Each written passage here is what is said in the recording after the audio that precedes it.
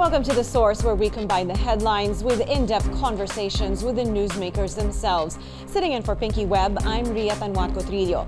Today on the program, lawmakers to tackle proposed changes on the Maharlika Wealth Fund bill. But despite the removal of the SSS and GSIS as a source of funds for the Maharlika Wealth bill, ACT Teachers Party List urges the public to remain vigilant. And later, the country's inflation hit another record high in November. What measures are needed to cushion its impact? Employers Confederation of the Philippines President Sergio Ortiz-Luis joins us on the show.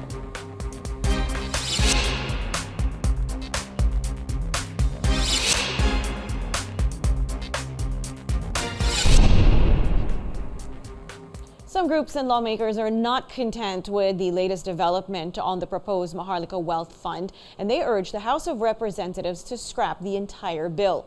Senate Minority Leader Coco Pimentel says it may take time before this measure hurdles the Senate if it keeps on changing. Opposition Senator Risa Ontiveros says the country does not and cannot afford a sovereign investment fund. Meanwhile, Senator Joel Villanueva suggests tapping revenues from the mining and plastic industry instead. But one of the country's largest business groups, the Philippine Chamber of Commerce and Industry, also recommends putting the proposal on hold, adding that the plan may affect the country's credit rating.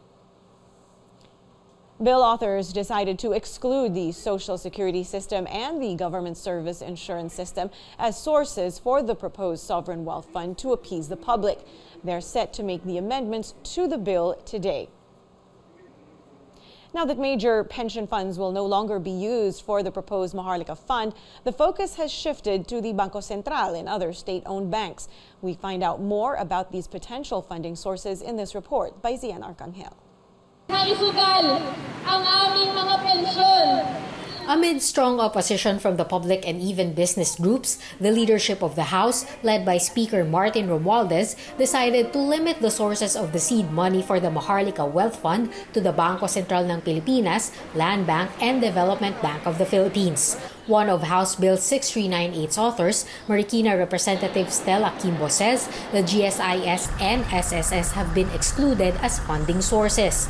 The House will also remove a provision in the bill requiring the allocation of a portion of the national budget to the Maharlika Wealth Fund. Wala naman talagang target amount na kailangan makapag-raise ng 250 billion or 275 billion.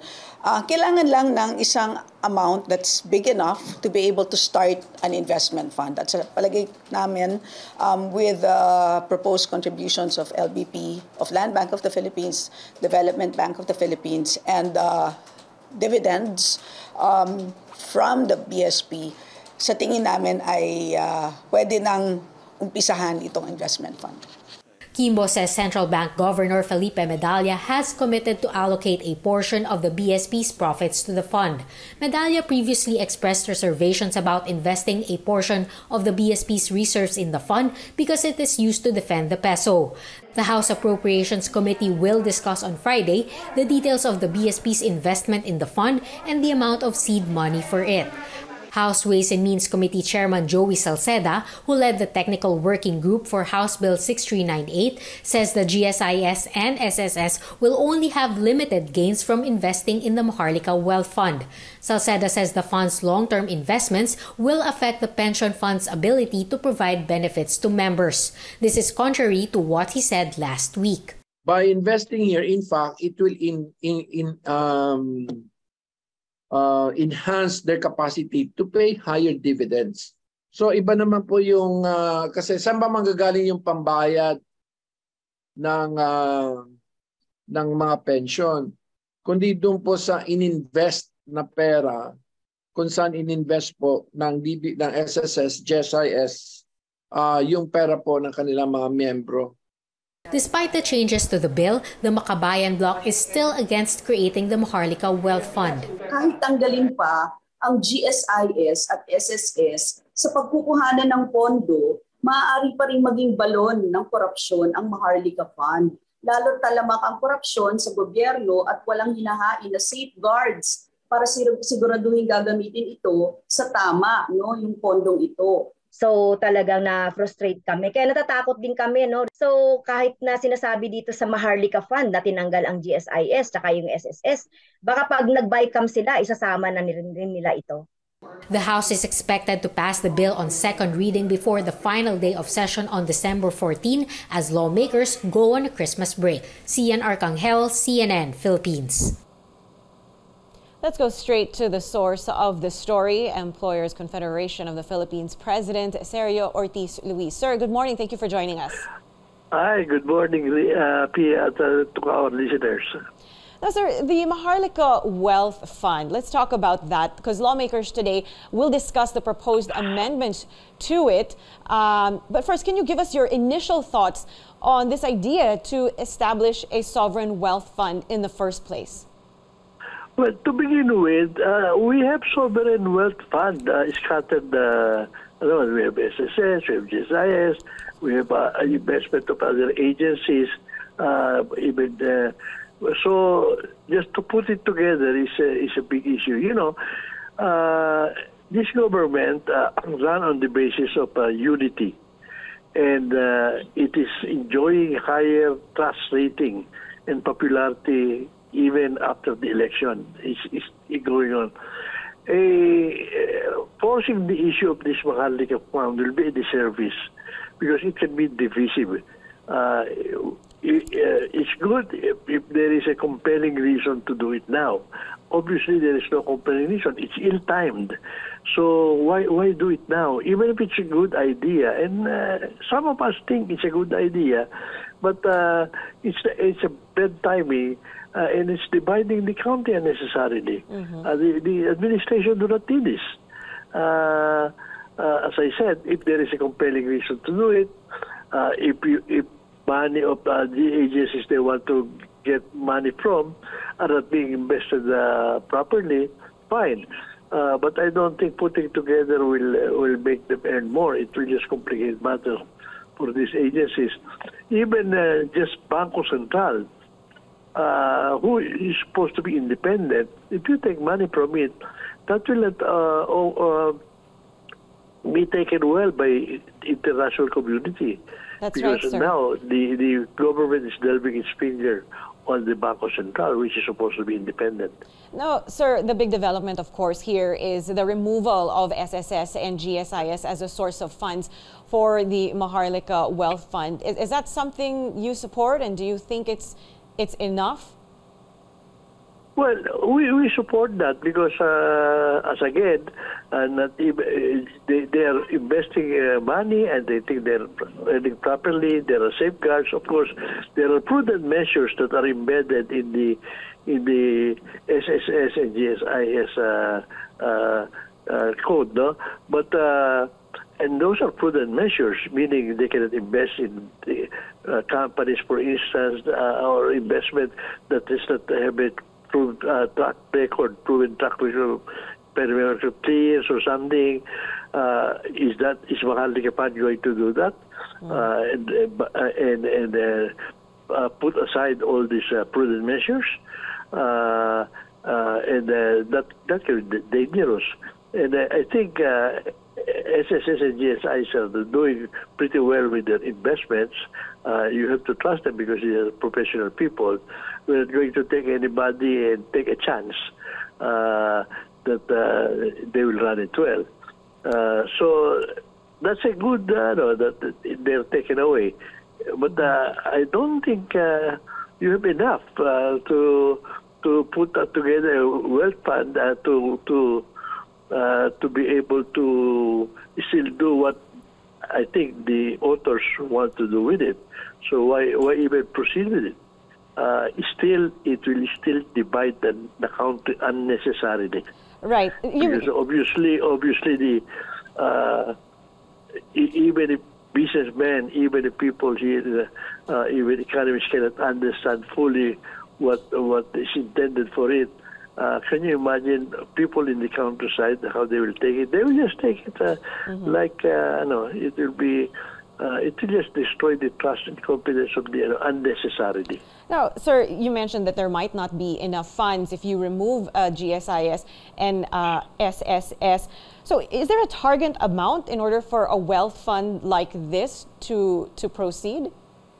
Well, I don't know, but they might come up with a wealth fund that is smaller than even GSIS and what SSS and GSIS are managing. So why even do it?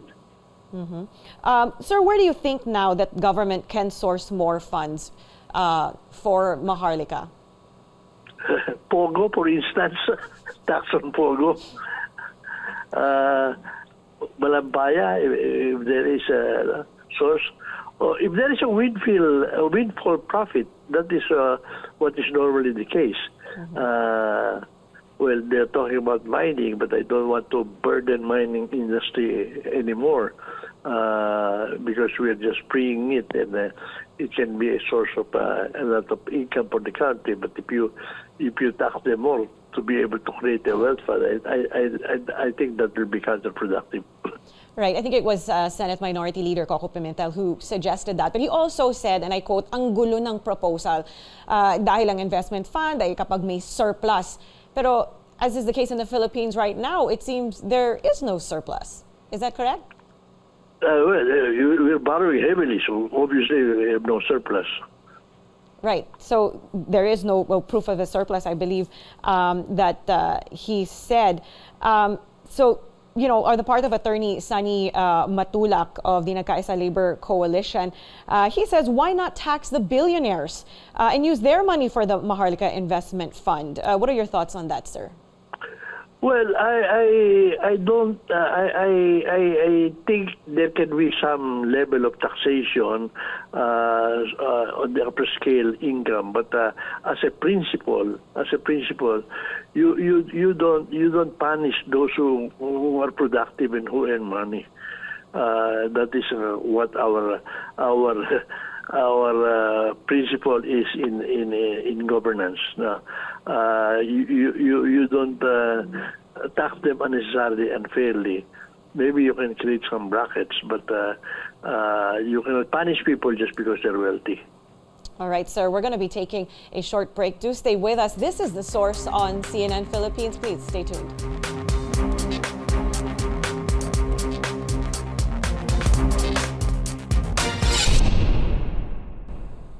You're watching The Source on CNN Philippines. I'm Ria Tanwat Cotrillo. Rising prices continue to haunt Filipino consumers, with the inflation rate in November accelerating to a record high in 14 years. Data from the Philippine Statistics Authority show inflation rose to 8% last month, faster than 7.7% in October. This is the country's highest since November 2008, when the inflation rate soared to 9.1% amid a global financial crisis. Our source today, Employers Confederation of the Philippines President Sergio Ortiz-Luis Jr. Sir, thank you for being on the show once again. Let's talk about inflation. The inflation rate for the month of November, as we said, was at 8%. How concerning is this for you, sir? Well, some time ago, we commissioned a study during the time that there was a crisis, and the study that we used for the late Don Padraga was in the NEDA and the Monetary Board and some of the UP economic. And what we gathered was that for an economy like ours, 4% or 5% is just normal inflation, and 8% is still manageable. Manageable in the sense that the government has all the weapons to be able to contain it if they have to. But there is a price for containing inflation. Maybe that can tighten the business initiative and tighten business expansion. But it's still manageable. And people probably are frightened by all these numbers. If you will, let's remember that not everyone, the effect of this inflation is the same. Iba-iba ang inflation basket ng mga tao. The ordinary people, the effect is on the food, basically, and on transportation. and that is where the government can come in. And that is what I think they're doing. No? That said, sir, what kind of intervention? You say 8%, it doesn't mean anything really to the ordinary person, except what is paying for his food and transportation most of the time. Right. So, but a lot of people are feeling the pinch because everybody eats every day, and most people do take public transportation. In your view, sir, what kind of intervention does the government need to carry out in order to cushion its impact? Well, I just think that they have to do better in managing the transportation system. We were very critical in the last administration, the way they managed it during the pandemic. And I think they're beginning to improve it now. No? And I think the problem with the food is, Ukraine conflict is one, and the supply chain has been disrupted. But fortunately, the fuel cost is going down.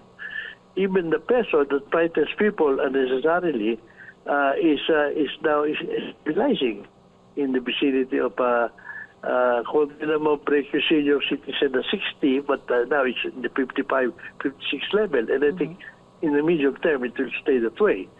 So prices, I think yung imports medyo may problema pa yung prices, but I think it's being managed already. So I think it is reflective on the GDP growth in this quarter, which is quite high. And although there are coming from World Bank even saying that we might not escape the recession in the next year, the first quarter of the next year, I don't think it will happen. All right. I think we are pretty okay. Okay, so really quickly before we go into another break, President Bongbong Marcos believes that the country will not go into recession. Do you agree with this? Yes, I agree with that. All right, sir. Thank you. We will be taking another short break. This is The Source on CNN Philippines. Please stay tuned.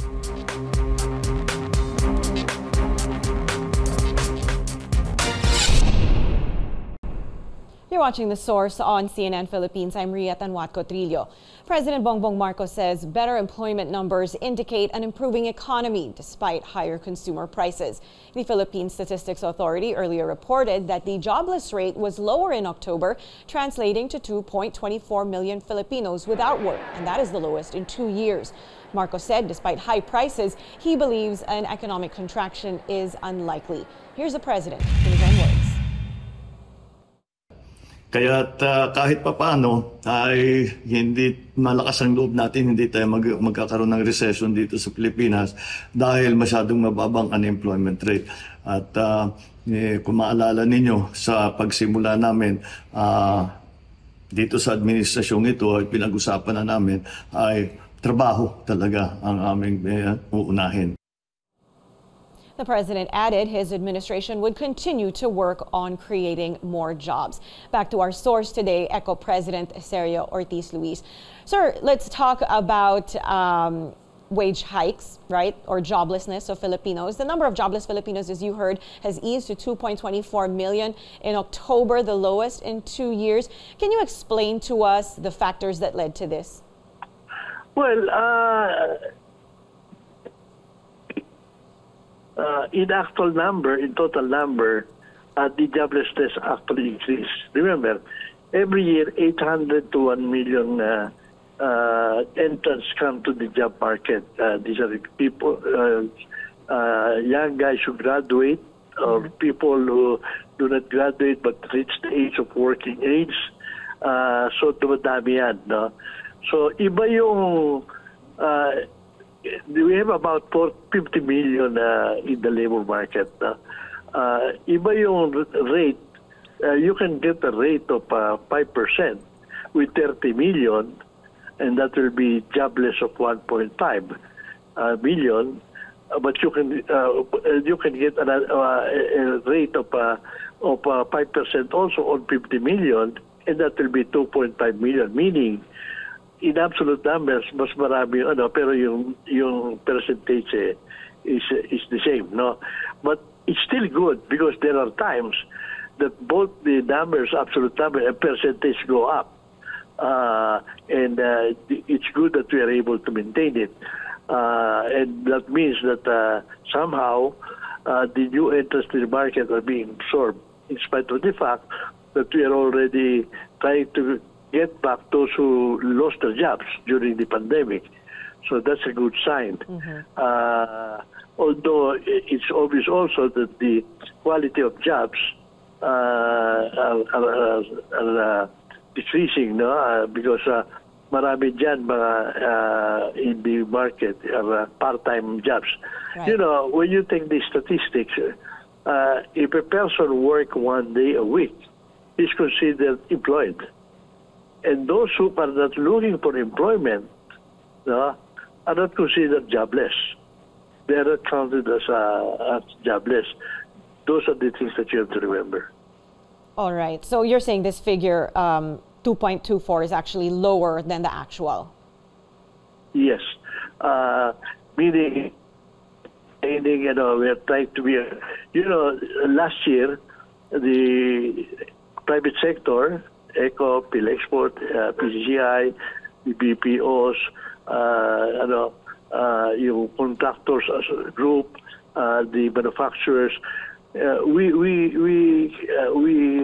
signed an agreement with the DOLE, NEDA, DTI to create 1 million jobs last year. This is incremental job over and above the jobs that during the height. And in spite of the fact that we got to delayed because of the last August, last year we had a heightened alert. Na-meet yung 1 million jobs last March. No? So, and then in last May, nagpirmahan uli, there were people, the groups that came into the picture also, so nakapirma sila. We promised to create another 1 million jobs. Incremental jobs to, and I unfortunately am not been monitoring how many has been accomplished already since May.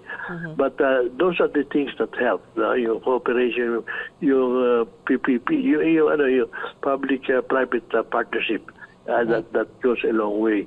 So how else can the government create more jobs and recover from this pandemic, apart from the things that you just mentioned? Well, what the president is doing is exactly how to do it. No? Number one, he had priority in build, agriculture, and some other industries.